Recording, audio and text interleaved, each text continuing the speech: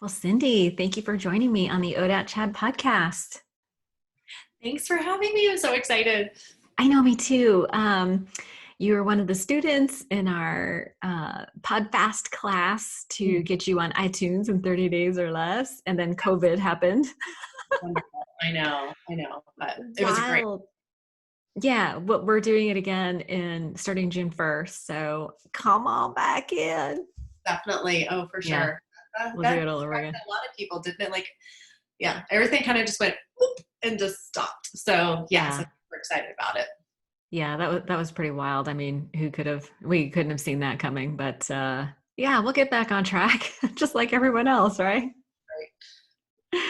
But I'm so excited to talk to you because you are the sober sexpert. Right. No, what a fun title, right? It's What like, is wait, what? Did you say sober sexpert? Yeah, that's it. That's the that's, title. that's what we said. We said it. And I'm super excited. I just don't feel like we talk about sex all that much, which is odd. I mean, my intro used to be like, oh, we're going to talk about all this scandalous stuff. And we never did. Yeah. So weird. It's, it's it's interesting to be able to like start the conversation and then actually continue it and like, okay, like it just everything just starts to open up the more like you almost get permission from somebody to be able to have that Right. conversation in a safe spot. So for sure. Yeah, that'll be really interesting. But as I do on this podcast, I always like to start off with your recovery story. And I typically start off with family of origin because I feel like that says so much about setting the stage for the rest of your life, right? All these beliefs and ideas that we get, they say it's sort of instilled between the ages of 0 to 6, right? And then from there, we make decisions about who we are in the world and whether the world is a safe place or not, and then we start assigning meaning to events that happen in our lives, and from there that's where the fun starts, right? That's where all the dysfunction is born from. So yeah, let's just jump into it. And I would love to hear about your family of origin, like where you grew up and what your parents did for a living, that kind of thing. Yeah, oh, thank you. So I am in recovery. I'm recovering from alcohol abuse and 3.5 years.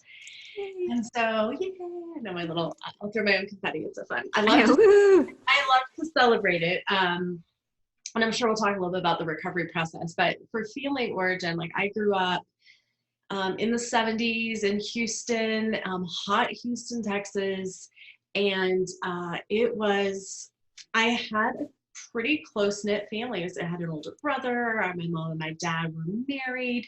So here's this, like, it appeared all nice from the outside. And so I feel like when I look back at my childhood, there wasn't like this huge traumatic event for me. It was a bunch of little things that kind of built up over time, which I know for a lot of people it happens like that. I always thought like, well, there must have been something that happened in my childhood to cause all of this. And I do realize now it's just a culmination of events. So for me, my mom and I were super, super close always. We were best friends. I always considered her my best friend. I even struggled when I got married. I was like, well, you can't have your mom as your maid of honor. That's kind of weird. So who am I going to pick? Like, you just didn't do that. And so, Wow. so I talk about my mom and my relationship with her because it's pretty crucial to part of my recovery process closer towards the end. But yeah, my mom and dad, but we didn't have a lot of money. And so that to me was the big underlying reason for a lot of strife in our household. My mom had multiple jobs. And I remember her, she worked in retail. She actually ran a Victoria's Secret for like 15 years. It was like my first job. Like I was helping her out at the store. It was before Victoria's Secret was like what it is now, right? Wow. And so I just remember her coming home, and it was, to me, alcohol. So obviously in recovery from alcohol. So for what I saw alcohol as growing up, I believe is what really conditioned me in my older years. And so alcohol was used as relaxation. Like that's what you did after a long day of work. Even though she'd come home 11 o'clock, 12 o'clock at night, Wow. always like have a glass of wine. My dad was always like, here's a glass of wine for you. I remember my dad always hanging out with the neighbors, having alcohol. Like that's just what you did about 5 o'clock. You went over to the neighbor's house, you sat outside in the lawn chairs, and you had cocktails. Oh, I lost your audio. Did you? Oh, there we go. You're back. Okay. Do you want Nothing. to do you want to put your headphones on just in case? Sure. Nothing changed over here. Let's see. It might be me. Okay. It's We'll usually try my again. fault. Um, So sorry. that's okay. Okay. We'll try that. Okay. I think Hi. we're good. Okay, better? Yes. Okay. So anyway, so that was just my conditioning as a child, like what I saw. Like that's what parents did. When you got old, like that's what you did. And I didn't drink in high You got school. old. You got old. Like you hung out on your patio. It's Texas. Like it's just what you do every day. Like even if it's summer day, it doesn't matter. So that was like what I witnessed growing up. So I didn't witness any to me at the time, didn't feel like there was any odd behaviors. It was just always drinking too much. I knew after a certain time of night to not talk to my parents because they had had too much. Would they get angry or Um, yeah, like they would start fighting. unpredictable maybe? Unpredictable. They would fight, like, but but it was just something that conditioned response. Like my brother and I had, like, we just knew we didn't talk with them. Even as we got older, so interesting. Like so he's 4 years older than me. We had this agreement, like we knew not to talk to our parents after a certain time because we knew that it was probably, they were a little further along in their drinking. I know. It's I love how you say that. They're further along. They were a little like Nice. it's so funny because it sounds so matter of fact. That's just like what we knew. That was normal for you. It was normal to us. And so fast forward, I went to college. I didn't have the typical college experience, if you will, of a college life of drinking and parties. I started dating my then boyfriend at the time, who became my husband, who's now my ex-husband. So a little poop, poop, poop, poop there. We started dating in high school. And so we went to college together. We lived together. So we didn't have this, I didn't have this like live in a dorm thing, sororities, none of that. Like I went to a commuter school in Houston. Like you just worked a job and you went to school and you plugged through school and that was it. And I put myself through college with a little bit of help from my parents just because they didn't have good finances. So yeah, so I felt like, again, I wasn't exposed to alcohol that much. Like it wasn't part of my daily life until I got older. And it was, I now look back and I think it's when I had kids. So fast forward to 2000, I had my son, and the culture then was mom groups. I sought out moms, we got a play group together, and play group then evolved to an afternoon play group for the kids to get together, which then involved wine. And that was my very first, I'm gonna say my first experience, but that was my like casual, that's what you do. We all now hang out at playgroup and let our kids play. And we have wine at 4:00. Ooh, like Mommy drinking culture. that's really was, that was the point for me. So now all of this background information of like, oh, that's what my parents did. That's how they calmed down. That's how they relaxed. That's what they did after 4:00, 5:00. Now I'm old enough. I have kids. This is what I do as well. And it's normal. That's just Permissible. Yeah. So that's the recovery. That was just my experience. And so my son, that was 2000. So now obviously he's 20. And I think for me then, as time went on, I just got really engrossed into that wine culture. And so it wasn't even like, it wasn't even good wine. It was like, I started out with the, what do they call, like the beginner wine, like the white Zinfandel. And I remember my friends would drink red wine. I'm like, oh my God, it's so strong. Like, oh, yuck. Like I need sweet, sweet wine. That was my gateway drug, was white Zinfandel. Like I didn't even, maybe a wine cooler from time to time, but that was so, but then it just progressed. It progressed from that point. So I do attribute that to the mommy wine culture. Yeah. So you were drinking when your kids were how old, would you say? I mean, it started when the kids were When they were little and you do when they play were dates or when they were little, like, my son was 2. I remember it's just what we did. And like my yeah. husband, ex-husband, would get home from work and I'd have a cocktail ready for him. Like, we deserved it. We bought a house together. We have kids. We even a dog now. Like, we're So gonna have adulting. we're gonna have a wine cabinet and we're gonna have a keg, and like, this is like what Yeah. we do. And so now I've now live in Colorado at this time. So I right after I got married, we moved to Colorado. So that's just like, breweries, like that's a big thing in Colorado. I didn't drink beer, but like, you guys Oh. drink all the beer, I'll drink all the wine, and that's fine. So I think it really progressed then when the kids were just growing up. Like, Mhm. every event for the kids centered around not centered around that's a bit much, always had alcohol. So kids birthday parties, like, that was a fun thing. Like, if you went to a kid's birthday party, there was always the separate stash of alcohol for the parents. A Oh, graduation party, yeah. memorial, everything always had alcohol to it. Our PT, oh, yeah, I should probably say, but like the PTA meetings, like, I remember we would choose to meet at a restaurant so that we could all have cocktails. So, Right. Yeah. yeah. Did you have any, like, started having any negative consequences? I mean, there were like hangovers did you drink and drive or? I was, I thought I was really smart. I called myself the wine ninja. Like, I thought I was on my game. It didn't progress till the kids got older. And I say that, so the difference at the same time, my mom, who again, I was super close with, she had moved to Colorado, and her and my dad got divorced. Mm. And so I kind of like took her in a way. Like, I was codependent for sure.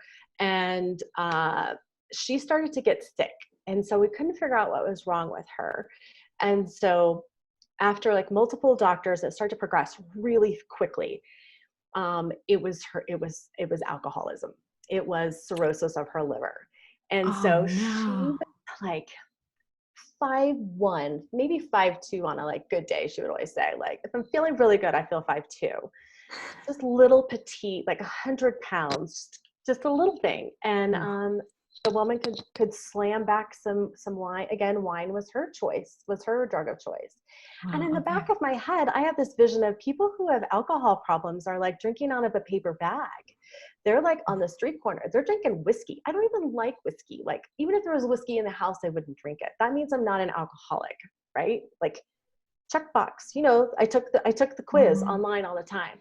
So anyway, my You mom took, said, I'm sorry, you took the quiz online all the time? "Oh yeah, I always checked myself. Like, like that. I had, are you an alcoholic? And if you can answer to X out of Yeah. 10 of these, you aren't, and you are." And I was like, "Oh, I'm not." Like, "Oh, no, me. Maybe she is, but not me."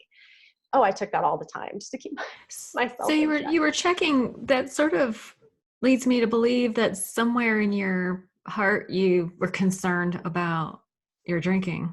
I was concerned about it at a certain point, and that certain point was when my mom died. Oh, she So died from I cirrhosis? know, I just jumped. I jumped like that really fast, didn't I? So I was her primary That's so funny. I don't caregiver. know why I laughed. Sorry. No, no, no. It's I'm on your look at phone. So me. funny. I have funny stories about even I'll get to that. So she had liver disease, and so she still drank even though she had liver disease. Like, the doctors would look at her and go, like, "Cheryl, your liver's like at 95% dead. Oh Like, my you God. stop drinking." And she's like, "But I really don't drink that much." And she was a charmer. She was sweet as Southern pie. She could convince she thought she could convince every doctor that she really wasn't drinking. And then they'd pull me to the side and they'd be like, "Look, your mom's abdomen is distended. Like, we just drained 20 liters of fluid out of it." Um, 20 oh, liters. and I sat there with her and held her hand and was like, "Mom, you can't be drinking." And she's like, "Cindy, I really don't drink that much. I don't know what the problem is." And I believed her. Such denial. Such I denial. believed her. And at the same time, she's getting sick and going into nursing homes. and then switching to another nursing home because she had no money. So we were running on Medicare and Medicaid. And anyway, she just would get kicked out of places. And so because she would drink. And again, it's just super sweet. And I was like, Mom, you've got to stop. Mom, you've got to stop. And then eventually, at the same time, I was going through a divorce. Oh And no. so, yes, it was a lot. Like, here's a lot of stuff. And the kids are 10 Always. and 7. And I put her in her own place. And, again, just, I wouldn't hear from her for a couple of days. And I'd come to find out she had passed out, or she broke her shoulder. She says she slipped on the stairs. Well, she broke her shoulder walking to the liquor store down the street. So just stories like that, like, now add up. And then in 2015, I went through some therapy. Obviously, I went through therapy. I love therapy.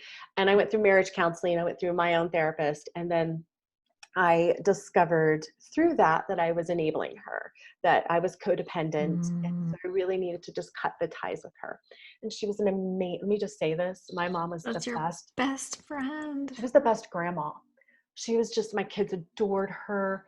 But as her disease progressed, her personality changed. Like, we've probably witnessed that with people. Like, she got more ornery. She got just cranky. And she thought Jesus was going to save her, that she didn't need to really go to any programs or anything, that Jesus would save her. And I had to cut ties. I feel like, Mom, like, if you don't get this under control, I can't see you anymore. It's affected my marriage. It's affected my healing. Oh, wow. But Arlena, guess who's drinking this whole time? Me. I'm still like in this denial place of, it's my mom, it's not me. It's my mom, it's not me. Even my family members would say, that's a mom's disease. Well, my mom's mom died of cirrhosis, alcohol. Here she is, diagnosed with cirrhosis, alcohol. And I'm having a glass of wine, like, talking to a friend about it, like, oh, that's still not going to be me. Like, that's hereditary. So she then passed away in 2015 suddenly.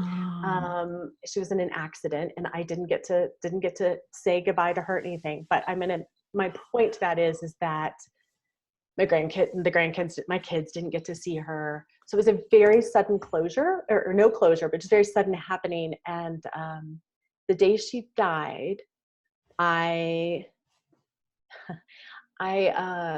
best friend, one of my best friends, came over with a bottle of wine, and we're going to celebrate your mom. And then I met another family member for lunch that day before we cleaned out my mom's place. We're going to celebrate your mom. Chinese food, Pinot Grigio. It was great. Like, that's how I dealt with it. And from that point, so you ask, like, from that point is when I know that I was progressively getting worse. I was hiding it at that time I was living with my partner, and I would hide it from him. He had no idea, and he doesn't drink. He has never had a drink. And here I am hiding my box of wine in the basement. I'm hiding it and refilling the bottle so nobody knows that the level went down. But I'm doing this while just angry at my mom for dying and, like, for leaving us. So 16 months later, I had this moment where I realized that I'm following her. I am hypocritical. I judge her, and I'm doing the same thing. And so here I am. What kind of mom am I? Like, I would yell at my kids. I had the worst, like, I would get a temper, and I couldn't remember conversations I had with my partner. I mean, all the time, like, I just couldn't remember. Like, the next day he'd be like, we just talked about that last night. I'm like, oh yeah, you're right, we did. And I had no recollection. And it was just me. And my connection, and I know we're going to talk about the sexuality piece. So at the time I was a sex educator, and part of my job was to present to large audiences and small groups of women. And over that time, I felt like I had to drink in order to be the best me, in order to be the best presenter and the funniest one, and to be relatable. it was better if I had a wine, I had a couple glasses in me. And so my moment on November 13th, 2016 was I went to present at a meeting as a guest speaker. And the person who put it together picked a restaurant that didn't serve alcohol. And I was like, why would you pick this place? Like, you can't even have a glass of wine. Like, that's so stupid. And I remember packing a roadie, and I remember like sitting in the parking lot and having it and drinking it before I went into the building to give my presentation on the topic at the time was anal sex. Oh, And fun. yeah, like total segue right there. And I was So like, many questions. I know, I have to have this. And I remember getting in the car afterwards, and I couldn't wait to get home to have another glass of wine. And I thought, I just delivered an amazing presentation, but I was buzzed. And I drove. So when you asked about driving, there were moments. Oh, There were the I mean, I can't, yeah, it's when you have to so scary. you have to face all these things. Like, you have to look back and you have to face all of that. And I look back and I face all of that. And that's a lot of forgiveness for yourself, for sure. So November Oh 14th yeah. is my date. November 14th, day November one. 14th. Well, congratulations. I mean, that's a huge, and the fact that you went from denial to acknowledging reality is a big deal. I mean, you saw your best friend die, and knowing that her mother died that way too. I mean, the writing was on the wall, I but know. still some people choose not to read the writing on the wall, so to speak. You know what I mean? For sure. I didn't want to. Like, that wasn't me. Like, that wasn't my life. All my friends drink. Yeah. Everyone in my family drinks. The only person that didn't drink was my partner. Yeah. Why doesn't he drink? Personal decision for him. Like, I think kind of based on his childhood, without giving away too much, like, he just made this decision in his life that Mm. he saw some of the effects of it, and what it Mhm. had on his life. And so I Mhm. just think at that point, then he'd choose not to. It's so So, interesting that we pick people who sort of have the same history in a way. mhm. It's like it feels familiar, like on some level. People like my husband is in recovery. His family, his parents, his mother was in Al-Anon, but his dad was in recovery from alcohol use disorder or alcoholism, whatever. And so he had a family history, but we met in recovery. But it's just Oh, okay. so, yeah, it's just so interesting that people that come from families where alcohol is an issue tend to go to the extreme. Either they develop And alcoholism or they like total abstinence. They become very, yeah. very clear about that. So And I didn't know that earlier. Like, I didn't, when he and I got together after my divorce, like, I knew he didn't drink. Like, I knew that about him, but I still did. And he never made me feel bad about it. Like, he was like, that's your thing. That's totally fine. Like, it was never a judgment base, but it was so interesting because all of our friends would be like, well, why doesn't he drink? Is he looking at me funny? And so now that I'm on this side and I can see, like, oh, people really react differently when you tell them you don't drink. And he's oh like, yeah, that's been my whole life. Like, yeah, so I do think that, not to get too woo woo, but I do think that the universe put him in my life to yeah. show me that it is possible. And, to go Mhm. through a relationship and to have that peak that I did with him. So we've been together, I don't know, like 8.5 years or so. So to go through this, like, here we are together, and then, like, we're co-parenting. He has 2 kids, I have 2 kids. So if anybody out there has like blended a family before, holy moly, like, it's crazy. Super Like, hard. it can be very frustrating. It can be very hard. You're dealing with exes, you're dealing with their attitudes, they're teenagers, Teenagers. Oh my God, 4 teenagers you had? and I'm drinking. Like, okay, like, I got Of this. course you're drinking. And That then explains everything. I sobered up I'm like, what a great time to sober up. But yeah, so, we're blending families, we're learning to live together. Wow, that's a lot. My mom is sick. My mom then dies. And then a year later, I'm like, need to stop drinking, and to go through this sober journey and sobering up with your partner, and now to be on this end of it and to see that future. I knew our future was not going to be what it could be if I stayed in the place I was at. It wasn't going to be good. I wasn't going to live my best. It sounds so cliche, but I wasn't my best self. And I didn't know what that was. I didn't know. I didn't know. So I think we all have sort of like that internal knowing of that there is a best self in us. You know what I mean? Like we want to live our best life, like Oprah says, or whatever. But there is that sort of gnawing feeling when you're out of alignment with your own values. Yes. Right. Yes. So what happened? How did you get sober then? Did you do like traditional 12-step? Did you go to rehab? How did that work out? I know this is going to sound. So I guess I'm going to represent the other people in the world. So by witnessing my mom, I went to AA meetings with my mom for the several that she went to. And so I had an experience with that. It was suggested I do Al-Anon because of her. I never did. And what was so funny is not funny. I know but laughed. Peculiar. It is very peculiar now that I was so mad at her for not going to AA. And I didn't know what AA, I mean, I knew that's just what you did, was just tell people to go to AA. All the doctors go to AA, Cheryl. Here's the number, 1-800, da, da, da. And she was like, okay, I will. She went to AA when she got busted. She had a DUI when I was separated from my ex-husband, and we were sharing our home, meaning we wanted to keep consistency for the kids. And so we would live in a hotel. So one parent would be there and I'd live in a hotel, and then we would split. And so she got a DUI right at that time, and was on an ankle bracelet. So again, just 100 pounds on a little ankle bracelet. And how old is she when she gets the DUI? 60. She's in her 60s. Oh yes, 64. So so all of this is happening all at the same time, and she was mandated to go to AA. And so I was mandated to help her get to AA because she can't drive. And so we would go and check. So that was my experience. You had a little exposure. For myself though, No 12 steps for you? No 12 steps, my friend.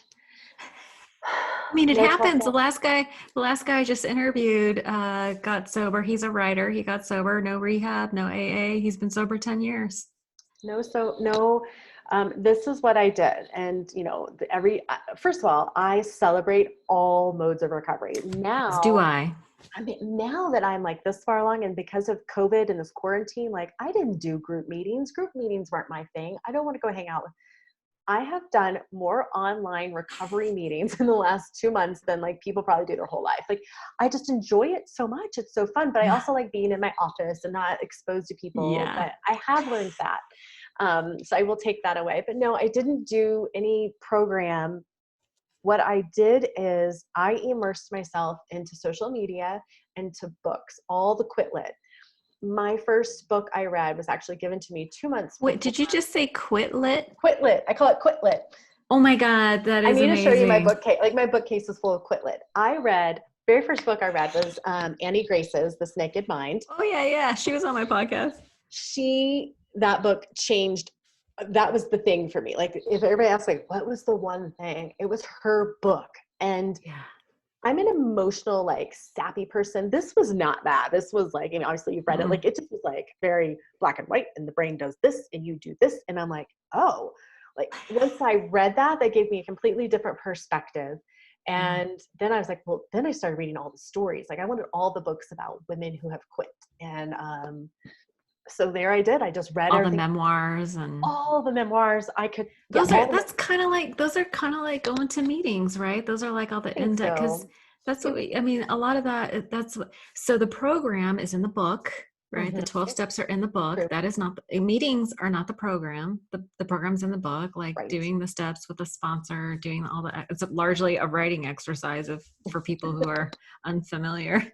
The 12 steps are largely a writing exercise. But yeah. Okay. So you did the Quit Lit, you did the Annie Grace. I did everything. I followed everybody. So I immediately found Holly Whitaker and Laura McCall on Instagram. I'm like, oh my gosh, this Holly person just wrote this crazy good article about, and I don't remember what it was about, but I was so intrigued that here she was so vocal about sobriety and alcoholism, and it blew my mind. So then I just started following as many people. My Instagram became my, I didn't do personal things very much on Instagram. It was all sobriety related. While my Facebook still stayed my connection to high school people and my connection to my professional world. And so I didn't start talking about my sobriety until several months into being sober. And then I was like, the second I got It's on there. pretty early still. I know. I know. It didn't feel like Which that is good. I didn't have a community. So my community was online, strangers I've never met. Yeah. Like, I just felt like they were my people. Yeah. I'll tell the piece that was missing for me that I look back at now is I didn't have any in-person connection to sober people. I Got it. didn't know one sober person other than my partner. Like, I just craved finding a woman to talk to have a girlfriend chit chat with about, and I didn't have that. And so hindsight, I know that was a piece that's missing, which is probably why I love these online recovery groups so much. I dove into Laura McCowan's work. Like, I've done her program a couple of times now. And I love that piece of it. And which is, I know that was missing for me. And, I don't know how much it would have changed things, but I do know that it was missing for me because I didn't have a girlfriend to talk to. I didn't have a sponsor. I didn't have that person. And I know that I really would have benefited from that. So for me, I always tell people now, like, you need to have a person, you need to have some people that you can talk to. I know that really would have helped me and my self-esteem more so. Yeah. I No, love I myself. totally get that. I love that you said self-esteem. I mean, that's like my life's work is helping women raise their level of self-esteem. Yeah. It just takes a beating when we're coming out of that alcoholism or alcohol use disorder. To be set on the right path. But so I think what's so fascinating is that you've been a sex educator for the last 20 years. So I just realized there's that a show on Netflix about the sex education. I'm sure everyone brings it up to you. Yeah. Are you basically that lady? Is that what that show is called? Sex education? I think so. Yeah, something like that. I'm totally blanking on it, but yeah. So for everybody out there, what I did was I worked for a direct sales company. And so multi-level marketing, like the Tupperware, but it was the sex toys of Tupperware. And so it was an in-home Tupperware. crazy. It was an in-home party plan. Oh my God. Those are so fun. They were fun. I had so much fun. Like, it was so joyful for me.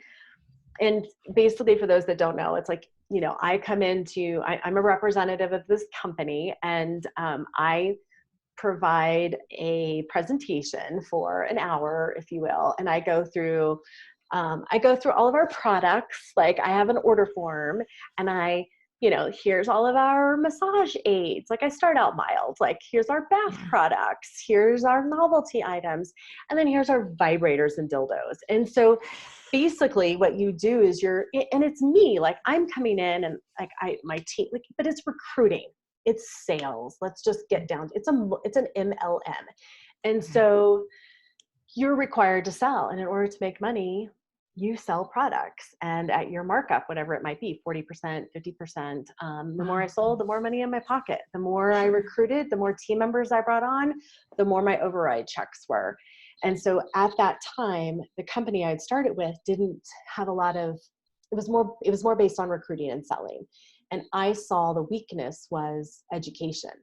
We had consultants out there doing parties that had no background in sex ed. And I have an undergrad and a master's degree in human sexuality. A master's degree in human sexuality. Yeah. So here I am. I'm thinking, I could do these parties. This would be so fun. And the company didn't really celebrate the fact that I'm saying vagina and clitoris and penis and the testicles. And I was very like, that, like, I would do that. And they're like, no, we don't call it that. I'm like, but that's what it is. What did they call? What did they want you to call it? You nickname your body parts. Even Oprah calls the vagina the vajayjay. Like, nobody actually said. But again, this was 14 years ago. I'm sorry. Can we go through the list of nicknames? Okay, so vagina is vajayjay. Oh, penis is. Oh, we could go. There's so many on that one. Cock, dick. Like, we even had a class. I will never forget this. At our national convention, we had a class where we brought some speaker in. I don't even know who she was. She separated all, I don't know, we had 800 consultants in the room. And she gave each of them a body part. And they had 10 minutes to brainstorm all of the nicknames for that body part. And I was like, this is really bizarre to me. Like, why are we doing this? And so the formal, educated part of me resisted all of that part of the company. And so what a blessing. The owner of the company, like, saw my potential, took me under her wing, invited me to be on the board of directors. So I served on the board of directors for 8 years. And I was the health education person. I was the sex ed person. I was the Sexpert, if you will, of the company. And so I then got to train all of the consultants on sexuality education, the basics, so that they then could go into the homes of, like, sitting in your living room and then sell products and could be confident in what they were talking about. Like, the reason we sell a clitoral stimulator is because most women achieve orgasm by clitoral stimulation. That's why this toy has this thing on it and it goes directly to the, like, they weren't connecting that. And I was like, I have a question. Yeah. I get all excited about that. I'm like, yeah. Oh my God. No, it's, so when you were doing these parties, you were doing the parties too, as well as educating people? Yes. So that was like, okay. Yeah. So my professional position was the board of directors was teaching all the consultants, but then I still had to maintain my sales. My team. Okay. So the question I have is, when you would go into these rooms of typically women, right? Did you ever do co-ed ones? Only women. Our only company women. Okay. Only allowed women. Okay. And I've been to those parties, which are hilarious and super fun, and you spend a whole bunch of money. Yes. So are the women, I'm sure you must have had those experiences where women were just like surprised at like how to achieve orgasm. Like, I bet over the years, you caught little glimpses of, like, for me, what sounds to me a really sad situation where somebody doesn't know how to achieve orgasm. So that was that a common occurrence, or? Oh, for sure. I mean, there was so much humor behind, and you look at it now, you're like, oh, it's so crazy. There was so much humor behind being invited to a sex toy party. Like, even, for sure. we had little postcards that came in that, like, give these to your hostesses to distribute to her friends or to mail them out for them. And, even the verbiage on that was like, dirty little secret, and so people would arrive at the hostess's home and hear, a well-dressed, professional-looking consultant with her 5 suitcases in the, like, because they prided themselves in giving them the products the night of the party. Here she is with all the stuff that she just unloaded from her minivan. And part of my recruitment speech at the beginning was like, I'm a mom of 2 kids and I can stay home with my kids because I only have to work 2 parties a night. So yes. And so by doing that, so there's this whole stigma behind that. But the second you got up there and you talked about orgasms and you talked about vibrators, it was like, oh, you have them here? She's going to show them? I had all the batteries locked. They were loaded in those. And I would hold it up and I'd be like, watch these beads twirl. These beads are going to stimulate your G-spot, right? And they are like, whoa. I would tell you. Is this in Texas or is this in Colorado? This is everywhere. This was Colorado and Texas. I traveled. I traveled to different states. Traveled to Maryland, Utah. Here's the funny thing. Utah was one of our top selling states. Utah, Mormons. Like, It was so funny. There was such a stigma behind that. And like, they were in my Those poor ladies are so horny. Everybody. Like, and they're so repressed. I feel like it's the repressed people who really, like, It's almost as if like the more you repress it, like the more they bounce back. You know what I'm saying? For sure, for sure. Yeah, it Like was. it's almost like the repression is like it's like the bow of an arrow. It's like you create this tension, and when you let go, it's like people just Yes, for sure. And like you said earlier, like I did see there was just so many women that were just hungry for the knowledge and they wanted to know. yeah, But and they here's wanted to the talk about it. oh, it opened things up. And but the piece that I enjoyed the most from all of that, if anybody's ever been in direct sales, it's always book, sell, recruit, book, sell, recruit, book a party, sell your products, recruit your next team member. And towards the end of my time with the company, I lost my passion in that. Like I didn't like the selling piece. I just really wanted to talk with you one-on-one in the ordering room and hear your story and say, these are Mm, the things that I think that you might need. If not, it's not a big deal. And that's the piece that I enjoyed was that one-on-one that mm, consult. I also mm. liked the shock value. Like, you know, much like now, like I loved being able to talk about that kind of stuff and just be like, the look on people's faces was just so funny to me. I know it's Um, but hilarious. but it was rewarding as well. But I definitely did see a lot of women who just had never had an orgasm, and they just needed the reassurance that that's okay that you haven't. Let me, Mm. let's talk about this right now. And then they would have engaging conversations with their girlfriends. Here's the part that segues to the recovery piece that was hard for me is that all of my one-liners, not all of them, many of my one-liners were about alcohol and setting the mood. And one of my jobs for the company was to pick out products that our company was going to carry. So I'd go to this national sex toy convention and and pick products, and we had to name them. And then, by naming this vibrator, like what would be something that women would identify with, or this numbing cream. Like we have a numbing cream. So before you go and give a blowjob, you would put this cream. Well, what would be some fun flavors for that? Oh, margarita. Like, oh, tequila. Oh, And so yeah. therefore, then all of the alcohol connection was tied into a lot of funny things as part of the sales shtick, if you will. I mean, Right. we trained people on how to like say those funny things, like to get into the mood, you better have a shot of tequila before you go down on him. Like just, and that took a while for me to kind of like, I can't believe I said some of those things. Like I basically Mm. told women that it was necessary to relax before sex.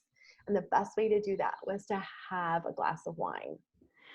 So let's transition a little bit because Yeah.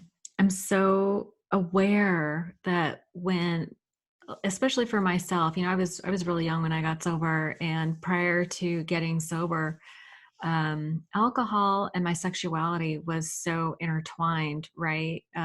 Because I mean, it released all my inhibitions, right? Of It made course. it okay to do things that were out of alignment with my own personal values. Mhm. Um, and then it was almost infused with like as a tool, Mm. right? It's Mhm. like all my validation came from for men, basically. I just needed all my valuing came from, was I pretty enough? Was I sexy enough? Was I, you know what I'm saying? Like, Of course. was I good in bed enough? It was all about performance for me. It Mhm. wasn't really about my own personal Oh, gratification at never. all. Yeah, it was all about performing and pleasing. It wasn't really about receiving. Right. And it was never about intimacy, Mm. right? And then I get sober young. I got sober at 25, and I met my husband when I was, oh my God, can I just tell you, prior to my husband, the first time I had sex sober was so freaking awkward. I was like, Oh, yeah. what is happening here? Mhm. It was so awkward. Um, but I still did it. You still did it? Yes. I still said it. Um, but it was just it was such a mental transition for me from using it as a tool to gain validation to Mm. then transitioning to oh, what are my needs? What do I really want? Where are my boundaries? What am I okay with? What I'm not okay with? And then as far as like sex drive, it's like the pendulum. Early in recovery, your pendulum swings, right? Your Right. moods, your sexuality, I mean, everything is trying to level set, and it takes a minute, right? We do the It takes a abstinence. long minute. It takes a long ass minute. I went from like hypersexuality to sexual anorexia almost. Mm. And then I just had to figure out a place for it to level out. All of this to say, as you work with, you've been, a master's degree in humans, that's amazing. But how do you apply that to women who are in early recovery? How are women supposed to navigate this whole sexuality realm sober? Do you have like a starting place, or how do you typically work with women in that arena? Well, I think that a lot of women first avoid sobriety because they think it will affect their sexuality. So there's that whole subset of women that are like It that. kind of Like, does though, right? It totally affects your sexuality. it's that fear of like, what will and not even just separate from sex, but what will we all have this like concern of what will my relationships look like in sobriety. So, we mourn the loss of hanging out with our best girlfriends who maybe don't understand why we stopped drinking, that aren't supportive. And sometimes you are blessed with girlfriends who are like, absolutely, girlfriend, got you, like, whatever. I still want to hang out with you. But then we really have to recognize there's a whole group of that aren't supportive in that way. And those friendships will change over time. Whether your significant other, you've got family members who don't even want to invite you to places because they know that you don't drink anymore and they don't. So all of these different dynamics are happening. So if you're in a relationship with someone you have a significant other, you're now thinking about, how do I get in the mood? Like, what sex can even be like with him or her without having this lubricant, and no pun intended, of like easing my mind. Like, how is this Mm. going to be like? So I think for what I always tell my clients is, if that's a concern, because I think first of all, we don't talk about sex and recovery very much at all. Like, Really? even in all Not the even in programs, women's meetings.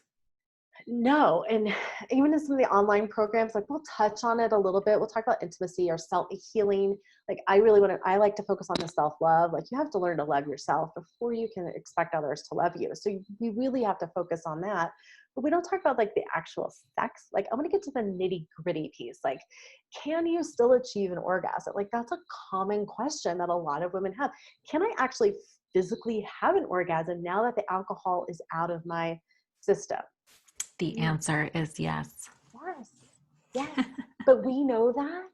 Yeah. But there are a lot of women who are scared that they just don't know that they've damaged their sexual neurons, if you will. Like, I had a Sure. client who said that her doctor said if she stopped drinking, that she would have to rewire her sexual neurons. I don't even know what those are. And I'm like, her sexual, and she said that, it's going to take probably a year or two before she'll be able to have an orgasm again. And I'm like, Oh, for who's your fuck's doctor? sake. Like, what's her background? Like, tell me all That about was this. it was a woman who said that? Yeah, but she just didn't, she had read somewhere. Again, there's not even a lot of professional literature that exists about sexual pleasure before and after sobriety. And Okay, girl, so you there's need to just, write a book. there's gonna be like, that's where I think we just need to start focus, like, have these conversations like you're doing, like inviting me to do this. Like, it's a fun conversation to have. Let's not be scared of it. Let's talk about it. And what I tell women in the beginning is, you can't, a lot of people will fault their partner, like, well, he or she doesn't really know what to do with me now. I'm like, do you know what to do with yourself now? And they're like, well, what do you mean? And I'm like, What do you well, do mean? you're saying you're not sure if you can have an orgasm. Have you done it? I'm like, what do you mean, have I done it? Like, you touched yourself, and so They're it's, like, I'm sorry, what? did you say, like, what do you mean? And I'm like, get your fingers and do the thing. And let's have that conversation. Like, you can't expect your partner or make these judgments about your partner and assume that all of these assumptions that they might have about you when you're not even sure what pleases you sexually. and how to like trigger an orgasm. So that's always tell women, just really get comfortable with yourself. And if that means kicking the, obviously for, your situations, kick the kids out of the house, turn the music on, relax, like take a bath, whatever all these self-care procedures are that you have, you're learning to use, all of our little recovery tools that we have, use those recovery tools to help you get in the mood and to find yourself and to find your body again and Get kind of out of get your back head to, and get back in your body. it's almost like get back to basics. I think like it's really almost like sex 101 again. We have to relearn it sometimes. Okay. So you're saying, excuse me for interrupting, but you're saying, you know, do some self-love. Self-love. Look at me. I'm like dancing around the issue. I'm like, yeah. Touch So you're yourself. saying touch yourself, masturbate, achieve find out find out what you like, and communicate. Communication is so huge. Just talking during sex with your partner, lights on, lights off. What are you comfortable with? I always say lights. I say that, this first couple of times, lights off, because one of the things that women do is we would, and again, I told people this at parties, thousands of women I've come across in my career. I would say, you're so concerned about how your body looks, like have some tequila before or something like that. Then you won't care how your body looks like, or your partner doesn't really care what your body looks like. They just want to have an orgasm. Some of these funny things. And I look back now that I think about it, I'm like, I don't know that that's not true though. True. But that was the reason why women would turn to alcohol, is like, it would help kind of break that down a little bit. Like I'm not as scared about it or tense about it, because I've relaxed my mood with some alcohol. And what you're saying is women are self-conscious about their bodies. Yes. Terrible body image, Yes. right? Self-body image. So therefore, lights on. Terrifying. Terrifying to a lot of women. So, okay, it's okay to have sex in the dark. It's okay to light a candle. Like that sounds so like romantic, but there's purpose behind a candle. Like, it's just this dim light. Like it's like filters in Snapchat, right? It's just this different filter, because it's small steps, Arlena, that women have to take to become comfortable once again in the bedroom. So like you said, communication. I mean, I had to open up with my partner and be like, okay, here's my concern about having sex. Like probably 98% of the time, I've always had like a little bit of alcohol in me before we've had sex. Mm-hmm. And he was not, that was a difficult conversation. Was he surprised? Was surprised. He was so surprised. And then it became like, well, why did you feel like you need, I'm like, oh, I don't want to go there yet. Like, I don't want to go to the whys. Right? Okay. I'm just letting you know so this is a new experience for me, to be completely like present. Yeah. And to be feeling, and I sold sex toys.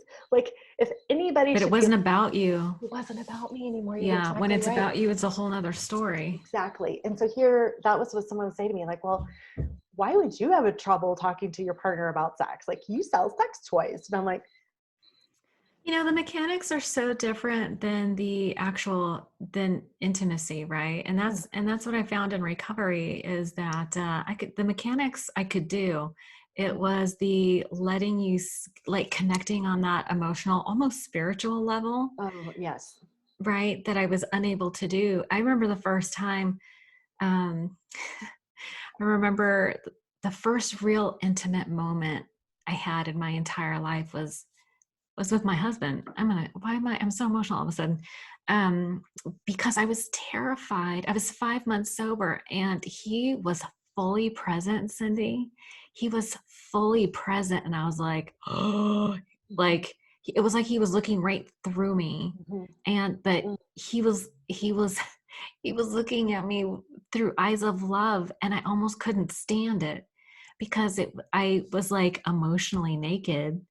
Yeah. And I was terrified that he wouldn't love me. That's terrified.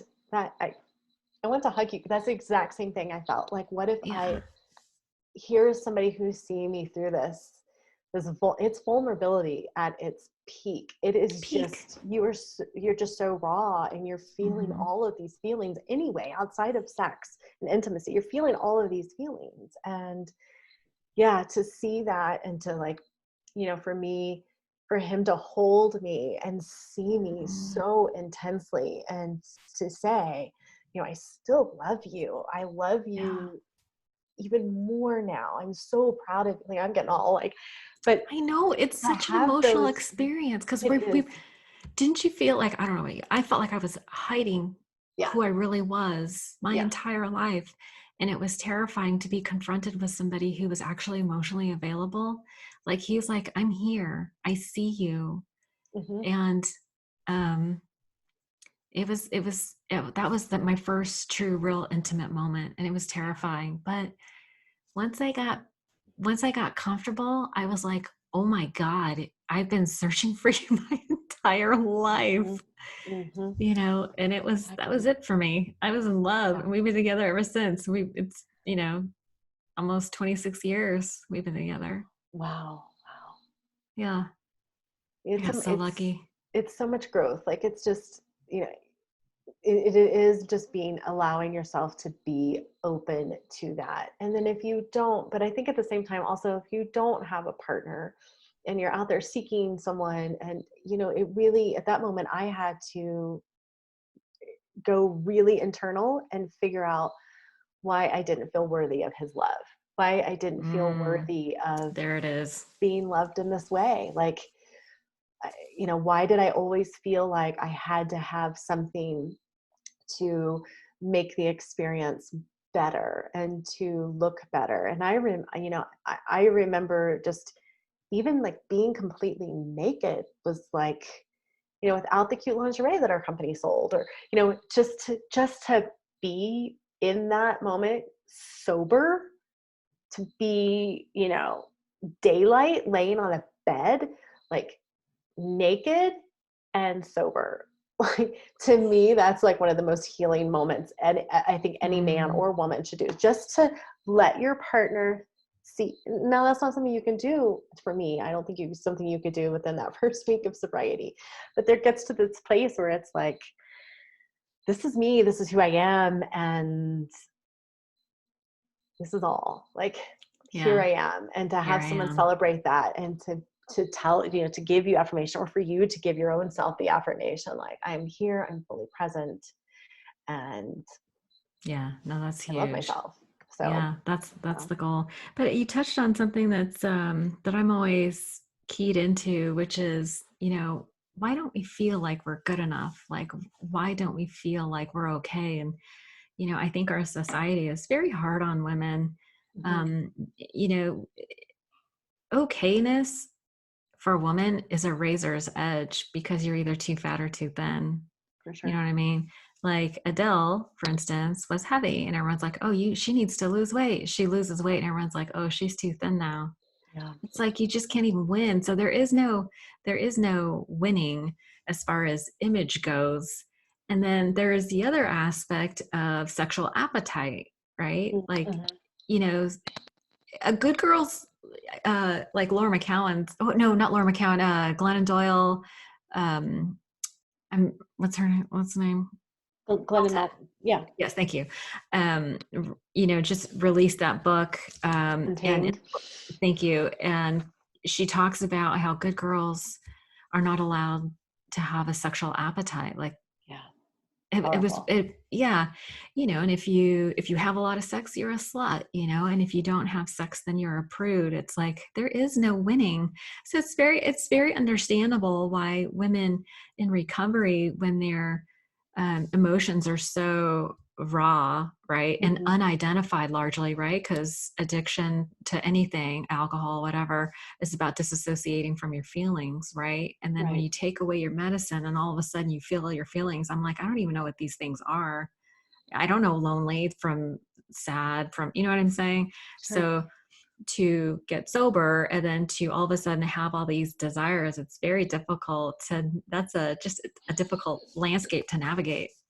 Absolutely, absolutely. And I think, it's all those shoulds, like, I shouldn't feel this way, and I shouldn't feel, I got that just, before sobriety, just selling sex toys. Like I was, Did you get a you lot of know, shame? A lot of comments? mm-hmm. Yeah. but on one hand, I really celebrated that because it pushed me more. Like Yeah. it was my drive. Like it was like, I liked, Rebellion.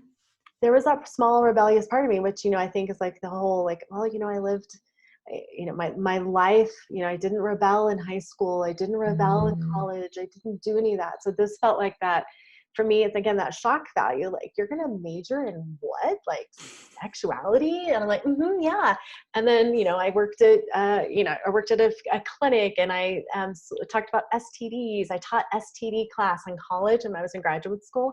And I loved the, like, here I am at, 22 years old teaching this, like, and here's a genital wart. And they're all like, whoa. And I'm like, oh my God, that was so fun to be able to talk about that. Like it was, but I definitely, as I was in my 30s and selling, these products, I lived in suburban Denver. Like people didn't see me as that person. And so You that's, kind of have that little girl, that good girl next door I kind of think it's vibe that stigma. going. Yeah, for sure. So